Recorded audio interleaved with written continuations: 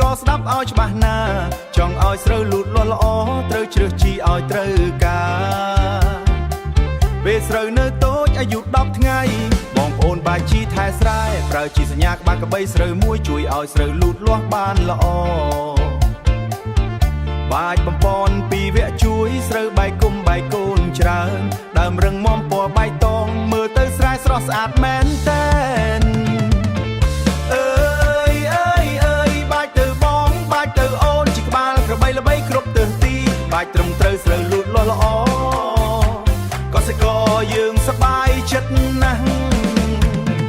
អើយជីក្បាលក្របីពេញស្រែក៏ស្គាល់គ្រប់គ្នាស្រូវមួយជួយបែកគុំល្អដើមស្រូវរឹងមាំស្រស់ថ្លាស្រូវពីរបំពន់ពេលស្រូវធំជួយបង្កើនផលឲ្យបានច្រើនស្រូវផ្លែល្បិញគួរគ្រាប់ពេញស្រូវឆ្នាំនេះកសិករសប្បាយចិត្តមែនដល់ពេលស្រូវចាប់ផ្ដើមធំបងបាច់ជីក្បាលក្របីស្រូវពីរជួយឲ្យគួរស្រូវពេញល្អគ្រាប់ធំទម្ងន់ក៏ល្អជាងមុនស្រូវពេញស្រែទុំលឿងស្អាត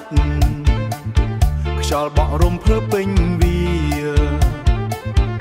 កសិករយើងញញឹមពេញវាលកសិករយើងញញឹមសប្បាយព្រោះឆ្នាំនេះផលស្រូវច្រើន